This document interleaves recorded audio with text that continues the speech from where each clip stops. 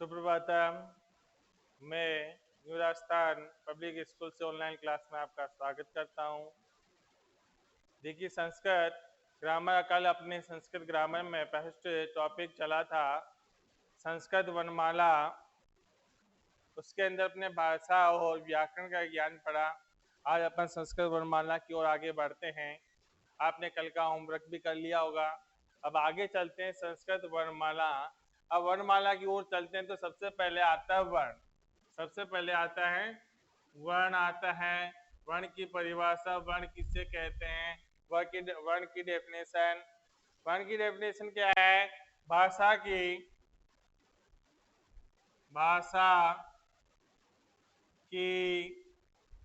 सबसे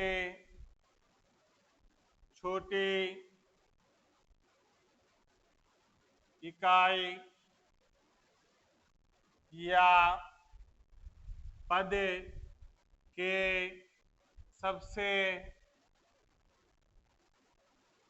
सबसे छोटे अंश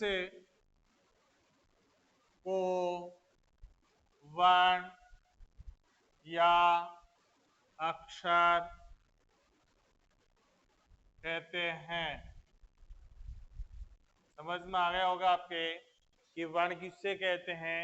भाषा की सबसे छोटी इकाई या पद के पद, जो पद बनता है, जो शब्द बनता है, उस शब्द का जो सबसे छोटा अंश होता है उससे वर्ण या अक्षर कहते हैं। जैसे जैसे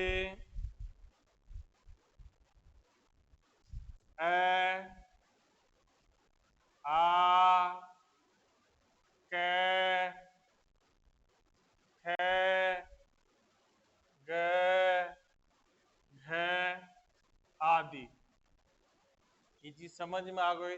ये जो ए, आ, क, ख, ग, घ जो है अक्षर हैं, जिनको वर्ण कहते हैं, क्योंकि भाषा की सबसे छोटी इकाई है। इसके खंड या टुकड़े आगे नहीं किए जा सकते हैं, उसे वर्ण या अक्षर कहते हैं। अब देखिए, वर्णों के भी दो प्रकार है। वर्ण कितने प्रकार होते हैं? वर्णों के प्रकार। वर्णों के प्रकार, वर्णों के दो प्रकार हैं। वर्णों के दो प्रकार हैं। कितने प्रकार हैं? दो प्रकार हैं। कौन कौन से हैं? पहला आता है स्वरवर्ण, स्वर वर्ण। दूसरा आता है, सेकंड नंबर पे आता है व्यंजन वर्ण। व्यंजन वर्ण। अब स्वर वर्ण देखिए, सबसे पहले स्वर वर्ण। स्वर वर्ण के अंदर अपन परिभाषा, स्वर वर्ण की परिभाषा देखेंगे।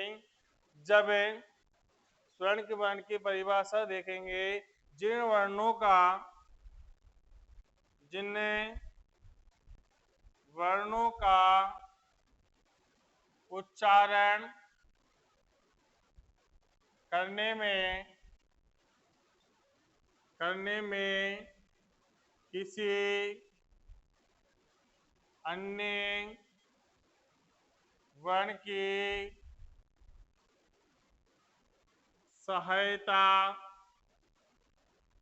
नहीं लेनी पड़ती है, नहीं लेनी पड़ती है, उसे या स्वतंत्र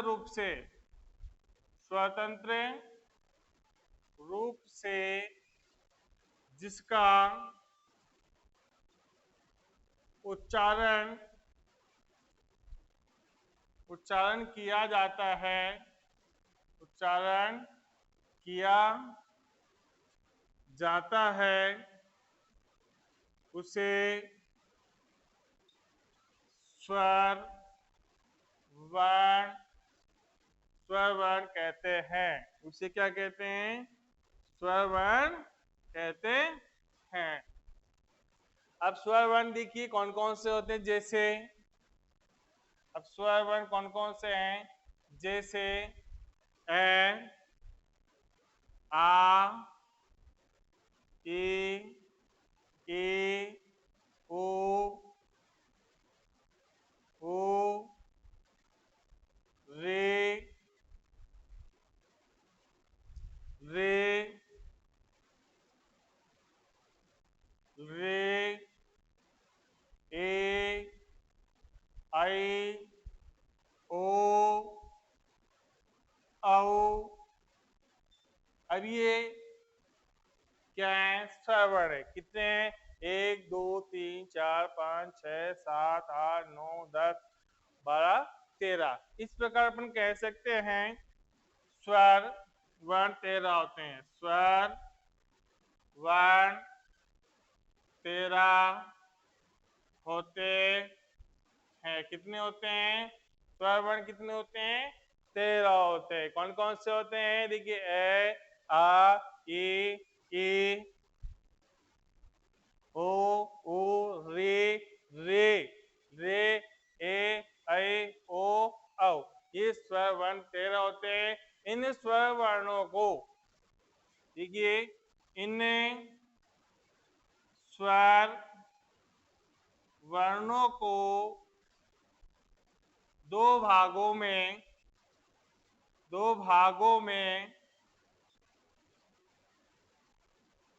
बांटा गया है। 2 भागों में बांटा गया है। कौन कौन से भागों में बांटा गया है? पहला आता है क्या नंबर पे? ह्रस्व स्वर, ह्रस्व स्वर। दूसरा आता है सेकंड नंबर पे, ख नंबर पे, दीर्घ स्वर, दीर्घ स्वर। समझ में आ गया होगा? देखिए एक बार रिपीट कर लेता हूं। भाषा वर्ण किससे कहते हैं? भाषा की सबसे छोटी इकाई या पद के सबसे छोटे अंश को वर्ण या अक्षर कहते हैं, जैसे ए, आ, क, ख, ग, घ आदि। अब देखिए वर्णों के प्रकार। वर्ण कितने प्रकार के होते हैं? वर्ण 2 प्रकार के होते हैं, स्वर वर्ण और व्यंजन वर्ण। अब स्वर वर्ण किससे कहते हैं? स्वर वर्ण देखिए जिन वर्णों का उच्चारण करने में किसी अन्य वर्ण की सहायता नहीं लेनी पड़ती है या स्वतंत्र रूप से जिसका उच्चारण किया जाता है, उसे स्वर वर्ण कहते हैं। जैसे ए, आ, ई, उ, रे, रे, ए, ऐ, ओ, औ। ये स्वर वर्ण 13 होते हैं। इन स्वर वर्णों को 2 भागों में बांटा गया है। कौन कौन से भाग हैं? पहला जो क्या है वह ह्रस्व स्वर, दूसरा आता है दीर्घ स्वर। अब देखिए ह्रस्व स्वर को अपन पढ़ने जा रहे हैं।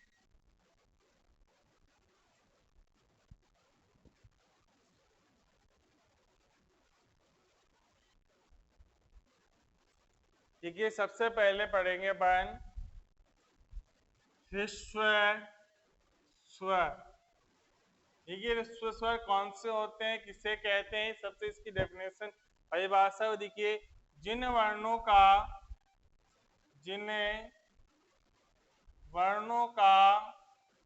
उच्चारण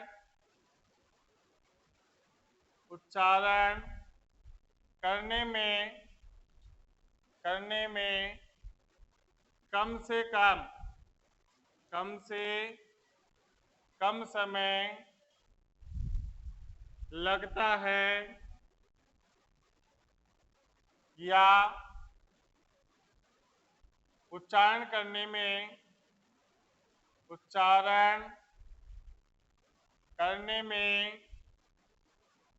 एक मात्रा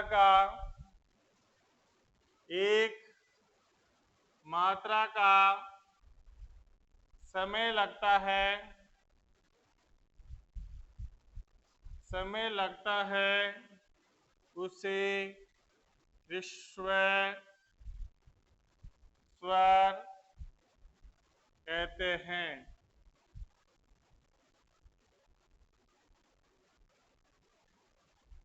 क्या कहते हैं? उसे ह्रस्व स्वर कहते हैं। इनकी संख्या इनकी संख्या 5 है। कितनी है? इनकी संख्या 5 है। कौन कौन से हैं? जैसे जैसे ए, ई, उ, रे, रे। इन स्वरों को मूल स्वर भी कहा जाता है। इन स्वरों को मूल स्वर भी कहा जाता है। अब देखिए आगे चलते हैं। दूसरे नंबर पे ये क हो गया। दूसरे नंबर पे ख, दीर्घ स्वर। अब दीर्घ स्वर देखिए, दीर्घ स्वर किसे कहते हैं? जिन वर्णों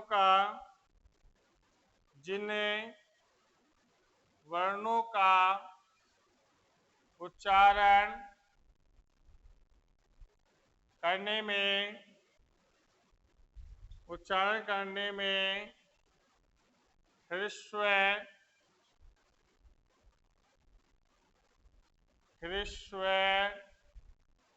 स्वर की अपेक्षा दुगना समय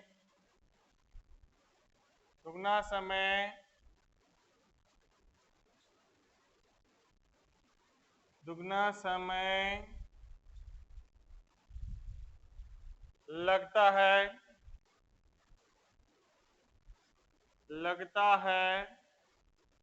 या दुगना समय लगता है, या जिनका उच्चारण करने में जिनका उच्चारण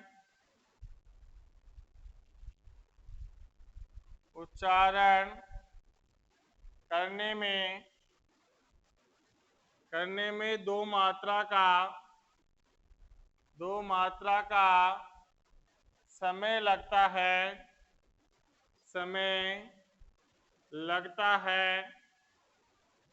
उसे दीर्घ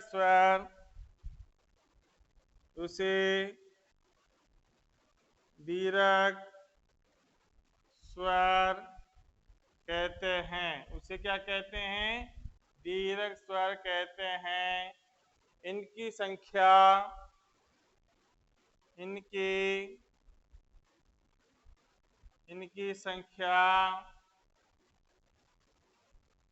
इनकी संख्या 8 है। इनकी संख्या 8 है। आ, ई, ओ, रे,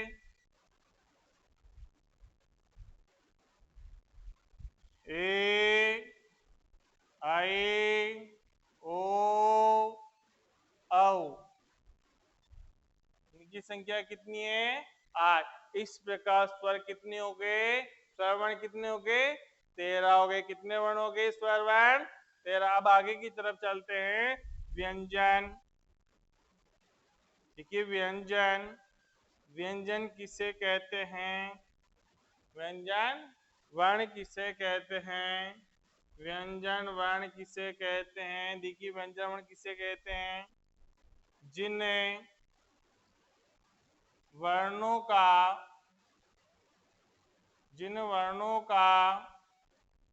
उच्चारण करने में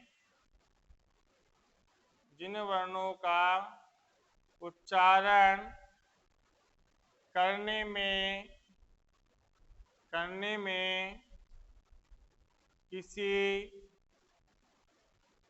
अन्य वर्ण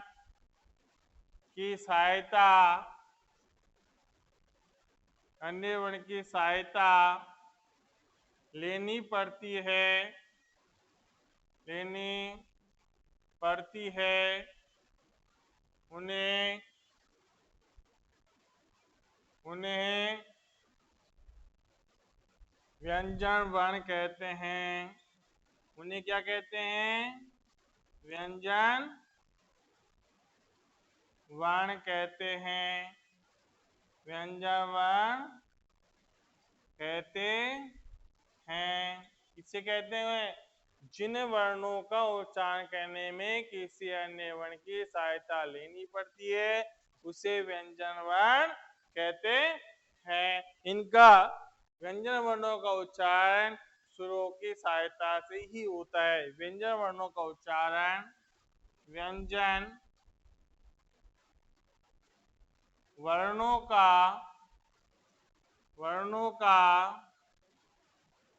उच्चारण व्यंजन वर्णों का उच्चारण स्वरों की सहायता से ही होता है। स्वरों की सहायता से ही होता है। किसकी सहायता से होता है? स्वरों की सहायता से होता है। स्वर वर्णों की सहायता से होता है। व्यंजन वर्णों की संख्या 33 है। व्यंजन वर्णों की संख्या 33 है। कितनी है? व्यंजन वर्णों की संख्या 33 है। कितनी है व्यंजन वर्णों की संख्या? 33 है। इन व्यंजन वर्णों को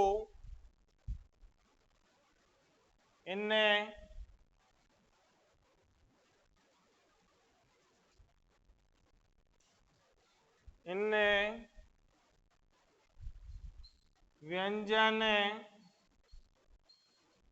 वर्णों को 3 भागों में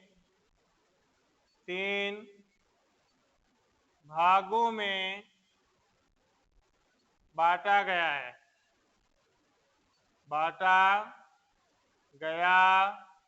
है। कितने भागों में बांटा गया है? 3 भागों में बांटा गया है। कौन कौन से 3 भाग हैं? अब मैं आपको बता रहा हूं कौन कौन से 3 भाग हैं।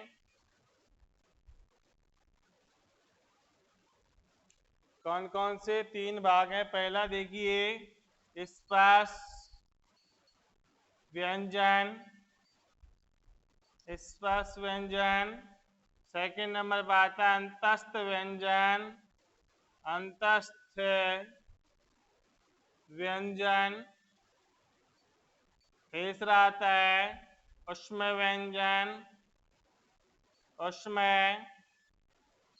व्यंजन। यहां तक आपको रिपीट कर देता हूं। देखिए ह्रस्व स्वर जिन वर्णों का उच्चारण करने में कम से कम समय लगता है या एक मात्रा का समय लगता है उसे ह्रस्व स्वर कहते हैं। इनकी संख्या 5 है। जैसे ये अ, ए, उ, रे। इन स्वरों को मूल स्वर भी कहा जाता है।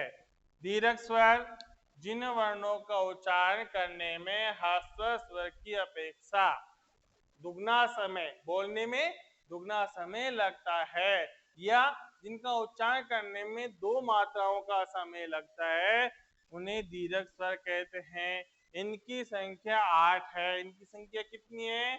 8 है। कौन कौन से? आ, ए, उ, रे, ए, ऐ, ओ, औ। अब देखिए व्यंजन वर्ण जिन वर्णों का उच्चारण करने में किसी अन्य वर्ण की सहायता लेनी पड़ती है उन्हें व्यंजन वर्ण कहते हैं। व्यंजन वर्णों का उच्चारण करने में स्वरों की सहायता से ही व्यंजन वर्ण का उच्चारण स्वरों की सहायता से ही होता है। किसकी सहायता से होता है? स्वरों की सहायता से होता है। व्यंजन वर्णों की संख्या 33 है। कितनी है? 33 है। इन व्यंजन वर्णों को 3 भागों में बांटा गया है। कितने भागों में बांटा गया है? 3 भागों में बांटा गया है। कौन कौन से हैं? स्पर्श व्यंजन, अंतस्थ व्यंजन और ऊष्म व्यंजन। अब देखिए आगे चलते हैं। आगे स्पर्श व्यंजन की ओर। स्पर्श व्यंजन कितने प्रकार के होते हैं, कौन कौन से हैं, इनको स्पर्श व्यंजन क्यों कहा जाता है, इनके लिए देखेंगे भी।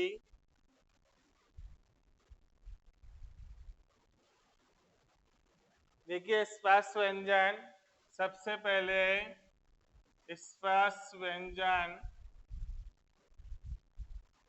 स्पर्श व्यंजन के लिए देखिए स्पर्श व्यंजन किसे कहते हैं। स्पर्श व्यंजन उन्हें कहते हैं जिनका उच्चारण करने में जो वायु मुंह से स्पर्श करके बाहर निकलती है, जिस स्थान से स्पर्श करके निकलती है उसका उच्चारण स्थान कहलाता है।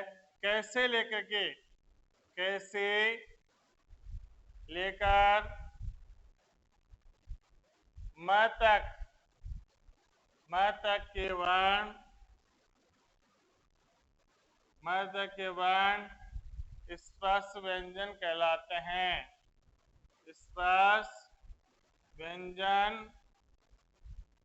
स्पर्श व्यंजन कहलाते हैं, कहलाते हैं। इनकी संख्या, इनकी संख्या 25 है। इनकी संख्या कितनी है, 25 है। कितनी है इनकी संख्या, 25 है। कौन कौन से हैं देखिए, क वर्ग, क वर्ग के अंदर आता है क, ख, ग, घ, न। च वर्ग, च वर्ग के अंदर आता है च, छ, झ, झ, ञ। ट वर्ग, ट वर्ग के अंदर आता है ट, ठ, ड, ढ, ण। त वर्ग, त वर्ग के अंदर आता है त, थ, द, ध, न। प वर्ग, प वर्ग के अंदर आता है प, फ, ब, भ और म। ये सारे की सारे कैसे लेकर म तक के जो वर्ण हैं स्पर्श व्यंजन कहलाते हैं। दूसरे नंबर पर आते हैं अंतस्थ व्यंजन। कौन से आते हैं, अंतस्थ व्यंजन। देखिए अंतस्थ व्यंजन किन्हें कहते हैं, जब अपनी वायु जहां से अंतर से टकराकर बाहर निकलती है तो उसे अंतस्थ व्यंजन कहते हैं। इनकी संख्या, इनकी संख्या 4 है। इनकी संख्या कितनी है, 4 है। कौन कौन से हैं, अंतस्थ व्यंजन कहलाते हैं य, व, र, ल। ये चारों वर्ण अंतस्थ व्यंजन कहलाते हैं। तीसरे नंबर पर आता है ऊष्म व्यंजन। ऊष्म व्यंजन, ऊष्म व्यंजन देखिए किससे कहते हैं, जब अपनी जो वायु है मुंह के अंदर से जो वायु उत्पन्न होती है, जब इनका उच्चारण करते हैं तो उच्चारण करने में गर्मी या ऊष्मा उत्पन्न होती है तो उसे ऊष्म व्यंजन कहते हैं। इनकी संख्या 4 है। इनकी संख्या 4 है। कितनी है इनकी संख्या, 4 है। कौन कौन से हैं, श, स, श है। ये चारों वर्ण ऊष्म व्यंजन कहलाते हैं। क्या कहलाते हैं, चारों के चारों ऊष्म व्यंजन कहलाते हैं। अब देखिए आगे हलंत, ये समझ में आ गया होगा स्पर्श व्यंजन किसे कहते हैं, कि कैसे लेकर के मैं तक के सारे वर्ण स्पर्श व्यंजन कहलाते हैं। जैसे क वर्ग में आता है क, ख, ग, घ, न। च वर्ग में आता है च, छ, ज, झ, य। ट वर्ग में आता है ट, ठ, ड, ढ, न। त वर्ग में आता है त, थ, द, न। प वर्ग में आता है प फ ब ब मैं। अंतस्थ व्यंजन इनकी संख्या 4 है। कौन कौन से हैं?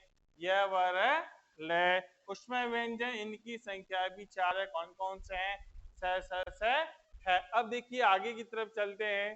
तो आगे की तरफ चलते समय अब अपन को ये हलंत जो चिन्ह लगाते हैं, नीचे जो तिरछी रेखा खींचते हैं वर्णों के नीचे, व्यंजन वर्णों के नीचे क्यों खींची जाती है, इनको क्या कहते हैं, इनका भी ज्ञान हमें आवश्यक है, क्योंकि इनकी आवश्यकता हमें आगे पड़ेगी।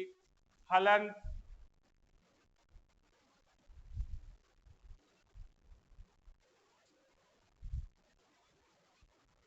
देखिए हलंत चलते हैं। हलंत, हलंत किसे कहते हैं? देखिए व्यंजन वर्णों को बिना स्वरों की सहायता से, बिना स्वरों की सहायता से लिखा जाता है, लिखा जाता है। लिखते समय, लिखते समय व्यंजन वर्णों के नीचे, व्यंजन वर्णों के नीचे नीचे एक तिरछी रेखा खींची जाती है, उसे हलंत कहते हैं, उसे हलंत कहते हैं। हलंत किसे कहते हैं? देखिए हलंत इसे व्यंजन वर्णों के नीचे इस प्रकार की तिरछी रेखा खींची जाती है। व्यंजन वर्णों को जब स्वर उसमें मिले नहीं होंगे तब लिखे जाता है, तो उस समय इस प्रकार की तिरछी रेखा खींची जाती है। देखिए अनुस्वार, अनुस्वार और तथा विसर्ग, अनुस्वार तथा विसर्ग, अनुस्वार तथा विसर्ग इनकी संख्या, इनका उच्चारण, इन वर्णों का उच्चारण, इन वर्णों का उच्चारण स्वतंत्र रूप से, स्वतंत्र रूप से नहीं होता है।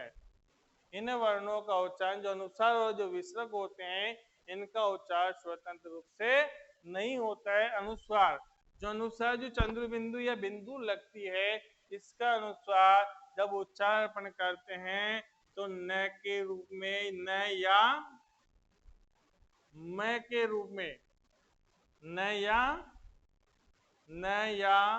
म के रूप में उच्चारण किया जाता है। न या म के रूप में उच्चारण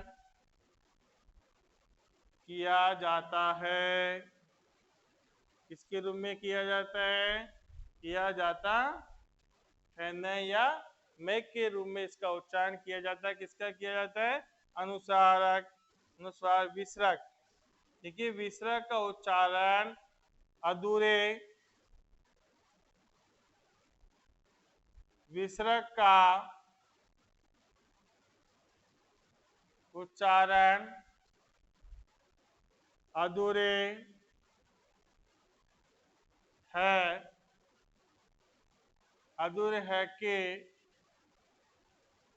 रूप में किया जाता है। किसके रूप में किया जाता है अनुस्वार का रूप? देखिए विसर्ग का उच्चारण जो किया जाता है वे अधूरे है के रूप में इसका उच्चारण किया जाता है। यहाँ तक समझ में आ गया होगा। देखिए हलंत व्यंजन किसे कहते हैं? व्यंजन वर्ण बिना स्वरों की सहायता से लिखा जाता है, लिखते हैं, तो लिखते समय व्यंजन वर्णों के नीचे एक तिरछी रेखा खींची जाती है, उसे हलंत कहते हैं। जैसे जैसे क, ख, घ, त, थ, प आदि। समझ में आ गया होगा कि इनको हलंत कहते हैं। जो नीचे तिरछी रेखा खींची जा रही है इनको हलंत कहते हैं। इनको कब कहते हैं? जब ये स्वर इनमें मिले नहीं होंगे तब इनको लिखा जाता है तो इन्हें स्वर कहते हैं। अब देखिए मात्राओं का ज्ञान। मात्राओं का स्वरों की मात्राओं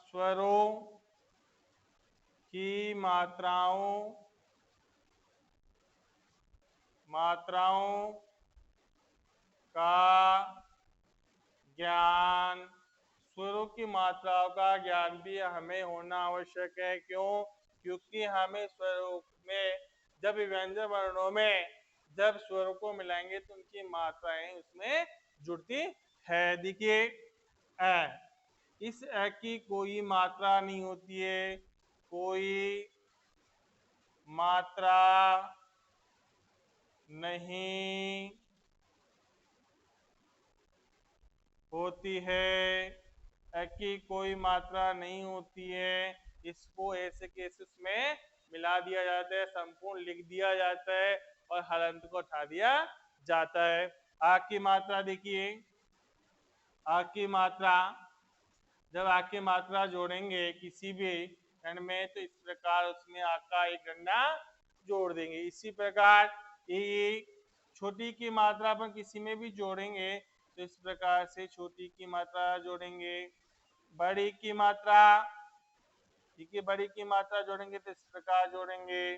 उ की मात्रा, अगर छोटा उ की आपको मात्रा जोड़नी है तो किस प्रकार जोड़ोगे, किस प्रकार लिखोगे? इस प्रकार आप किसी भी वर्ण के नीचे जोड़ सकते हैं।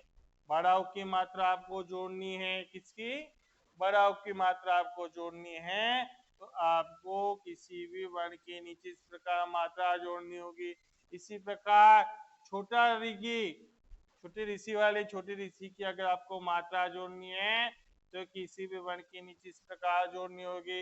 यदि किसी भी बड़े ऋषि की मात्रा आपको जोड़नी है तो किसी भी वर्ण के नीचे इस प्रकार आपको मात्राएं जोड़नी होगी। इसी प्रकार देखिए आगे एक ही मात्रा आपको जोड़नी है, किसकी? एक की मात्रा आपको जोड़नी है तो एक मात्रा ऊपर लगानी है। यदि आई की मात्रा जोड़नी है तो आपको इस प्रकार मात्राएं लगानी है।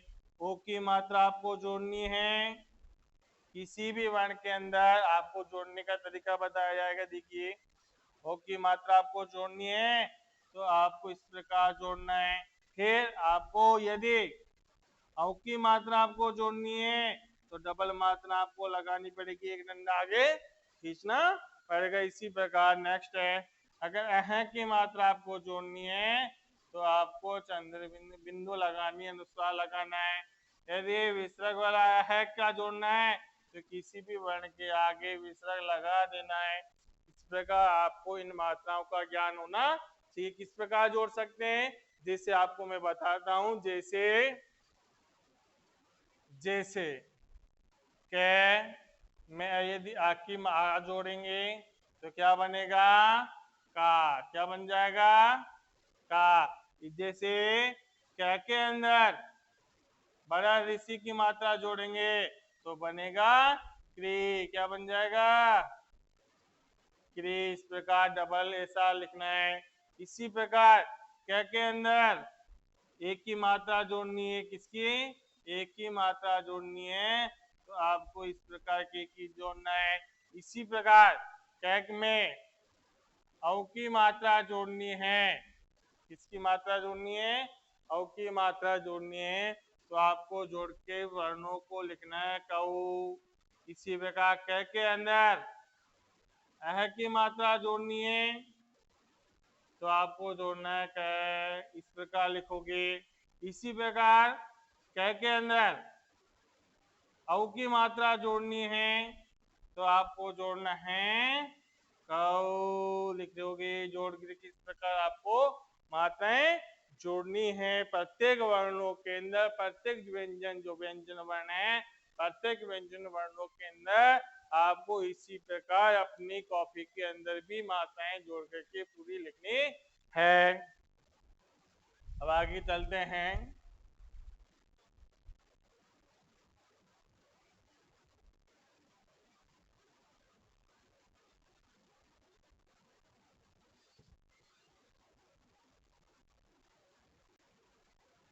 देखिए अब मात्राओं का ज्ञान हो गया है। अब आपको बता देता हूं संयुक्त व्यंजन। संयुक्त व्यंजन किसे कहते हैं? देखिए दो या दो से अधिक, दो या दो से अधिक अधिक व्यंजन वर्णों के मेल मिलाने पर जो वर्ण बनता है उसे संयुक्त वर्ण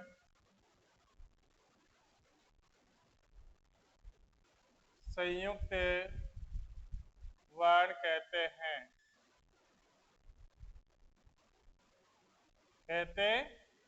देखिए किसे कहते हैं? दो या दो से अधिक व्यंजन वर्णों के मिलाने पर जो वर्ण बनता है उसे संयुक्त व्यंजन कहते हैं। संयुक्त व्यंजन वर्ण कहते हैं जिसे क, स, क और स को जब मिलाते हैं, क और श इन दोनों वर्णों को जब मिलाते हैं तो अपने पास में बनता है श। क्या बन जाता है? श।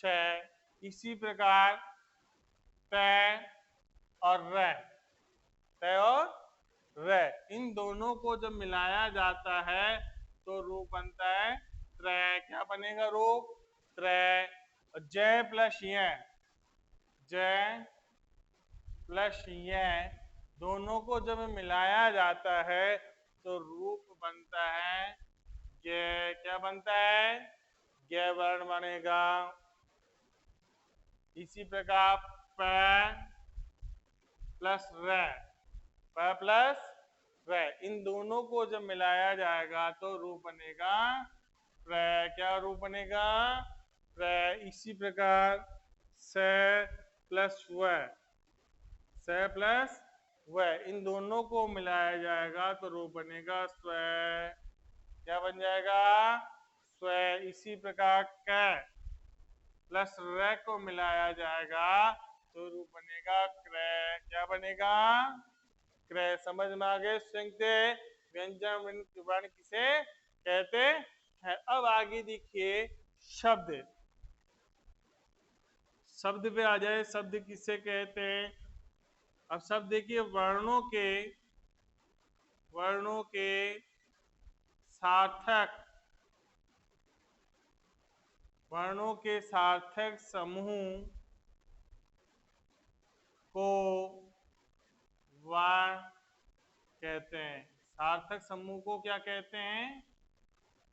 सार्थक समूह को शब्द कहते हैं।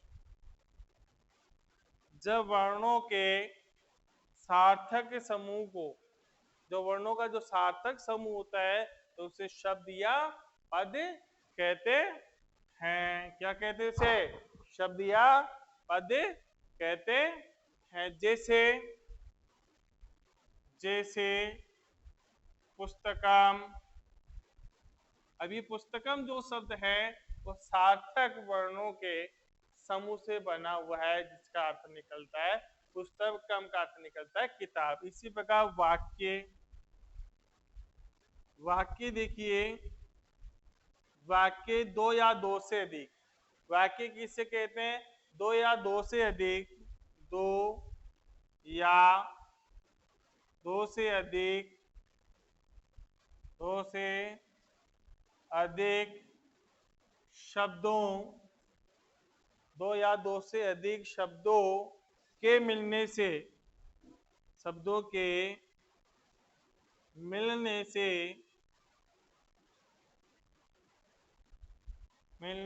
वाक्य का निर्माण किया जाता है। क्या किया जाता है? वाक्य का निर्माण किया जाता है। किससे किया जाता है? जब दो से अधिक शब्दों के मिलने से वाक्य का निर्माण किया जाता है, वाक्य का निर्माण होता है। जैसे त्वम पुस्तकम पढ़सि, तुम पुस्तक पढ़ते हो। यहाँ पर देखिए, यहाँ पर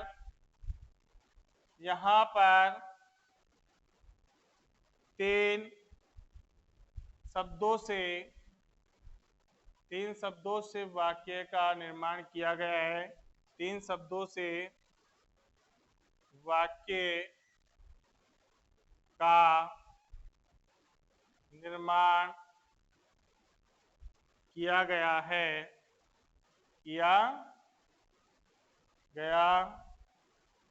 वाक्य का निर्माण किया गया है। देखिए कौन कौन से वाक्य हैं। त्वम के अंदर देखिए तय, आधा तय, वह, आय और मैं, इन वर्णों से क्या है, सार्थक जो शब्द है सो सार्थक वर्णों के द्वारा ही शब्द बनता है। और शब्दों के द्वारा पुस्तकम है, पुस्तकम में देखिए प, उ, से, ते, ए और क, ए, मैं।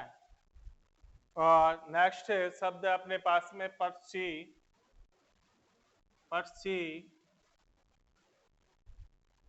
पर्ची के अंदर देखिए, पर्ची के अंदर प, ए, है, ए, से, ई, इसके द्वारा क्या बना है? इन वर्णों के द्वारा शब्द बना है, शब्दों के द्वारा वाक्य का निर्माण किया गया। एक बार से रिवाइज कर देता हूँ। संयुक्त व्यंजन, दो या दो से अधिक व्यंजन वर्णों के मिलाने पर जो वर्ण बनता है या जिस वर्ण का निर्माण किया जाता है वह संयुक्त व्यंजन वर्ण कहते हैं, उसे संयुक्त व्यंजन वर्ण कहते हैं। जैसे क प्लस छ, क्या बनेगा? क्ष। त प्लस र क्या बनेगा? त्र। ज प्लस य, इन दोनों को मिलाएंगे व्यंजन वर्णों को तो रूप बनता है ग। प प्लस र को बनाएंगे तो रूप बनेगा प्र। इसी प्रकार श प्लस र को बनाएंगे तो रूप बनेगा स्त्र, और क प्लस र को जोड़ेंगे तो रूप बनेगा क्र। देखिए शब्द किसे कहते हैं? वर्णों के सार्थक समूह को वो शब्द कहते हैं, जिसे पुस्तक। वाक्य दो या दो से अधिक शब्दों के मिलने से वाक्य का निर्माण किया जाता है। त्वम पुस्तकम पढ़सि, तुम पुस्तक पढ़ते हो। यहाँ पर तीन शब्दों से वाक्य का निर्माण किया गया है। कौन कौन से शब्द हैं? त्वम पुस्तकम पढ़सि, त्वम में त, व, ए, मैं, पुस्तकम में प, उ, से, त, ए, क, ए, मैं, पढ़सि में प, ए, ठ, ए प्लस छ प्लस ए, पुस्तक। अब आगे चलते हैं, आगे की ओर चलते हैं। वर्ण संयोजन,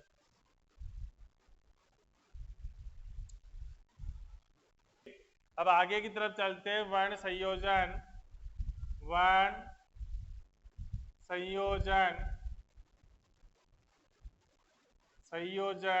या वर्ण संयोग भी कह सकते हैं।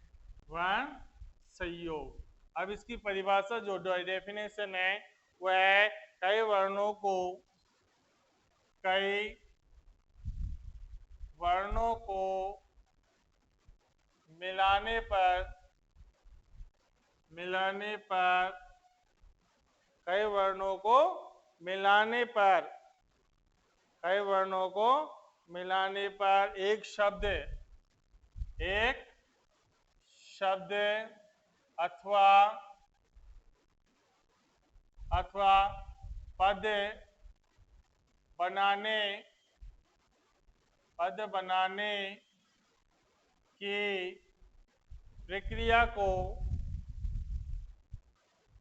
प्रक्रिया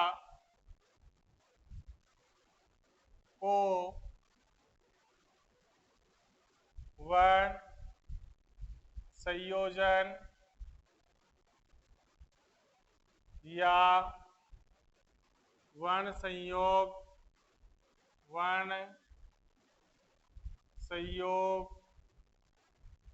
कहा जाता है। बनाने की प्रक्रिया को वर्ण संयोजन या वर्ण संयोग कहते हैं।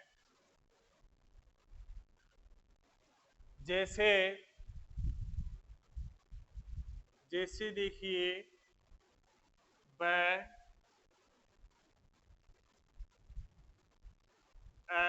आ, ल,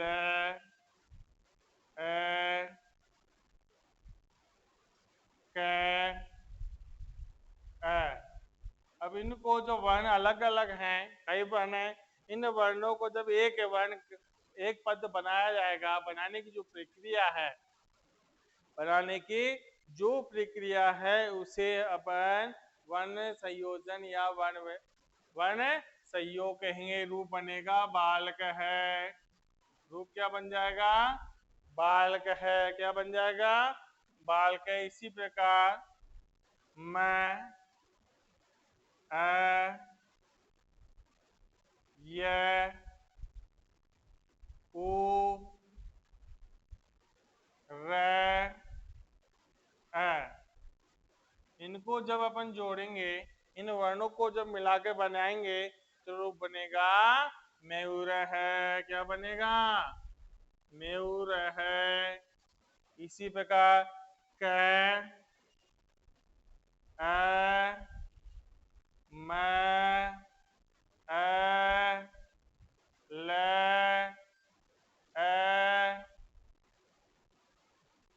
म, इनको जोड़ेंगे तो रूप बनेगा कमलम। क्या बनेगा?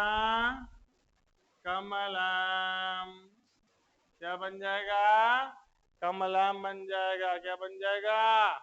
कमलम। नेक्स्ट है आ प्लस म प्लस र प्लस प्लस म, इनको जब जोड़ेंगे तो रूप बनेगा आम्रम। आम्रम, आम्रम यानी आम।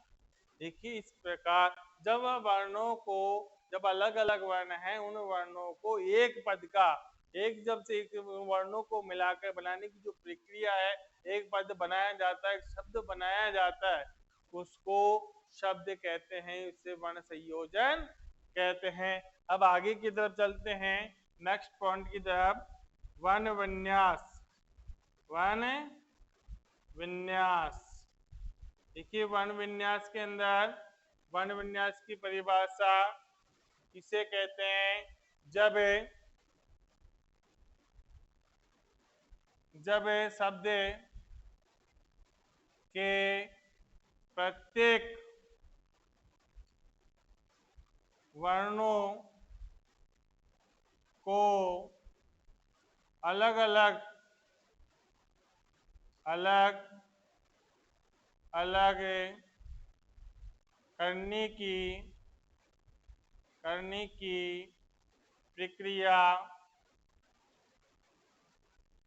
अलग करने की प्रक्रिया को वर्ण विन्यास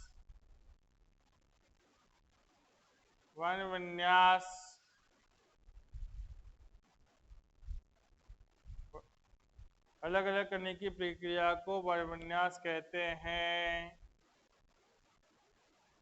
जैसे जैसे सर्प,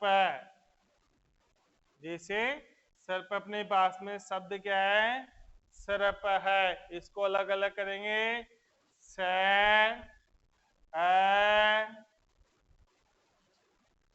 र। याद रख लेना, जो ऊपर र आता है पहले लिख देता हूं, स र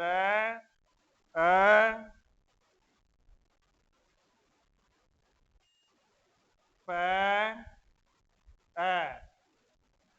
नेक्स्ट है मानव है, मैं आ प्लस न प्लस ए प्लस व प्लस आ। मानव है। जब जो ये दो वर्ण हैं, इन वर्णों को जब अलग अलग करने की जो प्रक्रिया है उनको वर्ण विन्यास कहते हैं। नोट देखिए, नोट बता देता हूं।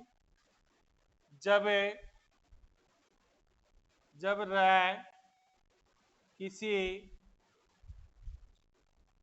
किसी वर्ण के ऊपर हो तो र को आगे वाले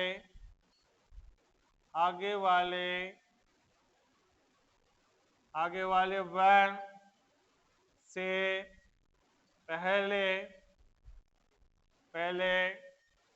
र लिखा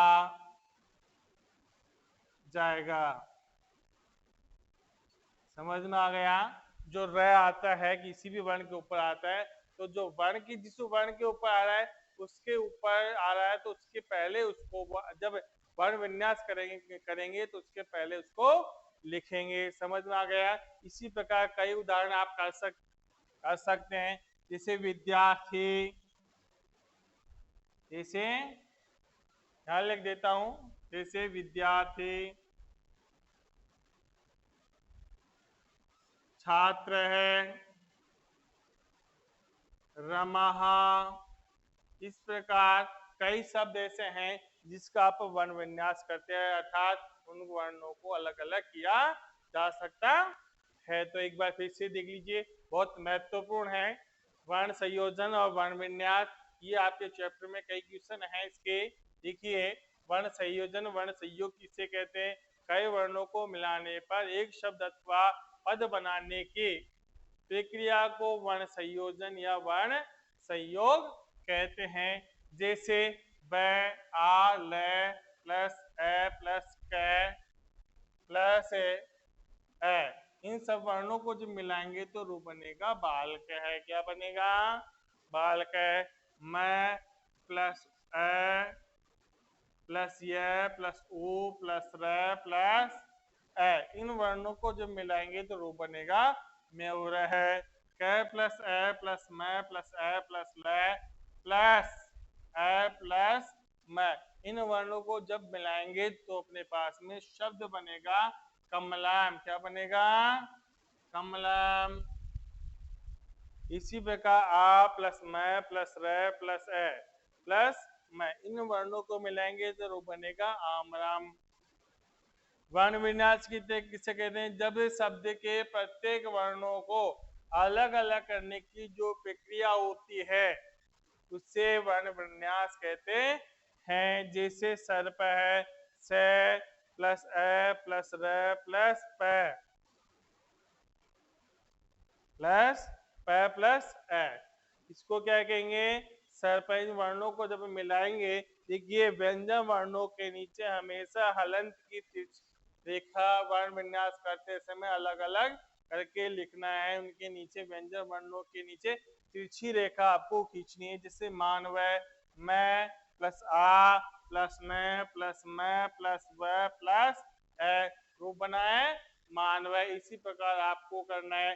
देखिए, अब आपको मैं होमवर्क दे देता हूं जिससे आपको कार्य करना है। देखिए, आज का जो होमवर्क है सभी विद्यार्थियों को करना है कि अगर कोई क्वेश्चन आपको डाउट हो तो जो ऑफलाइन क्लास होगी उस समय आप पूछ सकते हैं। प्रत्येक चीज को मैंने अच्छी तरह आपको समझा दिया गया है, दोनों पॉइंटों को, इसको इसकी तरह, इसको इसकी तरह भी कर सकते हैं कि यानी जोड़ने के, जब किसी वर्णों को जब जोड़ा जाता है तो उसे वर्ण संयोजन कहते हैं, और जब कई वर्णों को अलग अलग करके लिखा जाता है तो उसे वर्ण विन्यास कहते हैं। देखिए आपके बुक में अभ्यास प्रश्न जो पाठ लेसन पाठ है संस्कृत वर्णमाला या वर्ण विन्यास या वर्ण विन्यास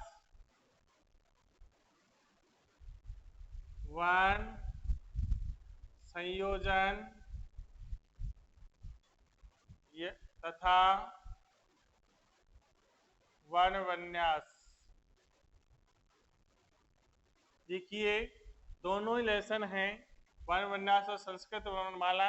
इन्हीं सभी की जो क्वेश्चन आंसर है आप स्वयं को करने, क्योंकि आपके लेसन कंप्लीट समझ में आ गया होगा, समझ में आ गए तो आप उसके आंसर आराम से अच्छी तरह से कर सकते हैं, क्योंकि आपको नीचे ऑप्शन दिए गए हैं प्रत्येक क्वेश्चनों के नीचे, उनमें से आपको टिक लगाने हैं। अब देखिए जो आपके काम करना है, इस डब्ल्यू की जो कॉपी है, आपको सबसे पहले तो जो डेफिनेशन आपको लिखवाई गई है, जो परिभाषाएं आपको लिखवाई गई है, परिभाषाएं वो आपको लिखनी है। आपकी बुक के अंदर से, पुस्तक के अंदर से, जो आपकी पुस्तक है ग्रामर की, व्याकरण की जो पुस्तक आपकी है उसके अंदर से आपको केवल जो क्वेश्चन है वो करना है प्रायोगिक के प्रश्न आपको करने हैं कंप्लीट।